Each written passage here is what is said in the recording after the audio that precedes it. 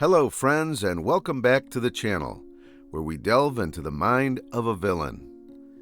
In this entry, we'll be taking a look at Gaston, as portrayed by Luke Evans in the 2014 Beauty and the Beast remake. While the original 1991 version is still the superior film, it's suggestible that the live-action version of Gaston is more devious and fleshed out compared to his animated counterpart. At the core, Gaston is a character meant to portray the notion that beauty is only skin deep and that a person's character matters more than their appearance, no matter how attractive it is. In a sense, he is somewhat of a parallel to Frollo from The Hunchback of Notre Dame. Externally, Frollo is a respected and revered judge, held in high regard, but compared to the deformed Quasimodo, Frollo is the true monster. On the outside, Gaston is attractive, but it is he who is the real beast on the inside. His negative traits rear their ugly head in his pursuit of Belle, and later in his quest to kill the beast. The most obvious characteristic of Gaston is that he's a narcissist. He has the Adonis complex. He knows he is physically attractive and revels in it. When he practices his proposal to Belle in front of the mirror, he appears to praise her beauty, but those lines appear to be simultaneously aimed at his own reflection in the mirror. An intimidating specimen of a man, or so he claims, Gaston is the town's most eligible bachelor, with girls swooning over him and men envying him. Perhaps it helps that he's the only alpha in a town of beta males. Tensions arise when he sets his sights on Belle, the most beautiful girl in the town, and tries to woo her, but to no avail. Gaston's pursuit of Belle is questionable, to say the least. Their personalities are as different as night and day. As he tells his wingman, LeFou, Belle is the most beautiful girl, and that makes her the best. It is a completely logical reasoning, void of any emotion or passion. It is doubtful he is even attracted to her in the first place, but merely sees her as a trophy. Later in the film, after getting rejected by her, he comments that those who play hard to get are the sweetest prey. Gaston probably seeks Belle's hand in marriage, as winning her over would be a massive boost to his ego.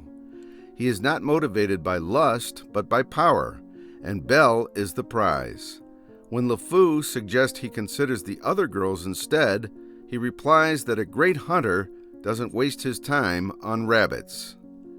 For Gaston, the pleasure is in the hunt, and not so much the goal itself. Belle is the elusive target, the forbidden fruit that tastes sweeter. Even if he were to marry Belle, it would be a most miserable marriage, at least for her. Unfortunately, Gaston is too used to getting what he wants and cannot handle rejection well. His ego does not allow him to take no for an answer, so he starts using more underhanded means of persuasion. Now he starts using the tactic of fear, telling Belle of the unpleasant fate that awaits single women who remain unmarried, but that doesn't work either. A window of opportunity comes when Belle is taken captive by the beast. Gaston tries to exploit the situation by currying favor with Belle's father Maurice, hoping that it would pave the way. His plan backfires due to his quick-temperedness. He loses his patience with Maurice and threatens to feed him to the wolves when he cannot locate the castle. Gaston appears to have anger management issues, kept only in check by LeFou's advice. It's worthwhile to note that Gaston has an inclination to violence. When LeFou tries to calm him down with happy thoughts, he reminds Gaston of his time as a captain in the war, specifically mentioning the blood and explosions and widows. This somehow puts Gaston back into a calm state. But eventually, Gaston loses it altogether when Maurice says he will never marry his daughter. It is here that Gaston commits his first truly evil act, punching Maurice unconscious and tying him up to be devoured by the wolves. With Maurice dead, his opposition to their marriage would be removed, and Belle would be deprived of her father's provision, which Gaston hopes will drive her into his arms. While this may have been done in the heat of the moment, Gaston has had plenty of time to rethink his choice of committing murder. Before they leave, LeFou asks him to consider a less gruesome alternative, and on their way back to town, LeFou repeatedly expresses his guilt in leaving Maurice to his death.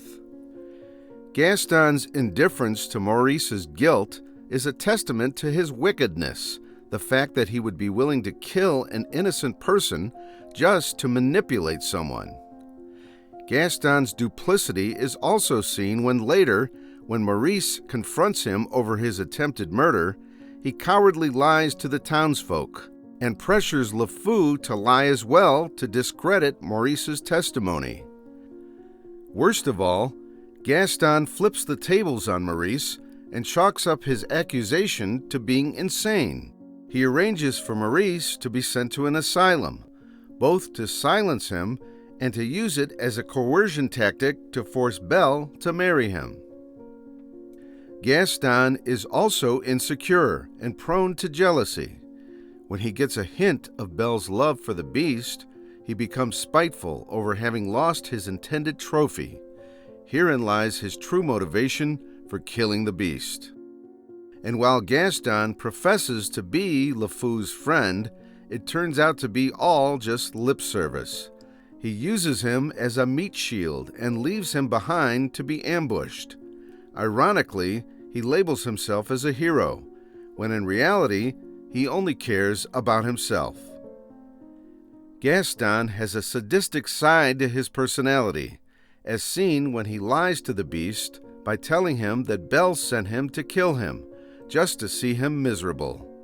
He is also a coward, as seen by the way he fearfully begs for his life.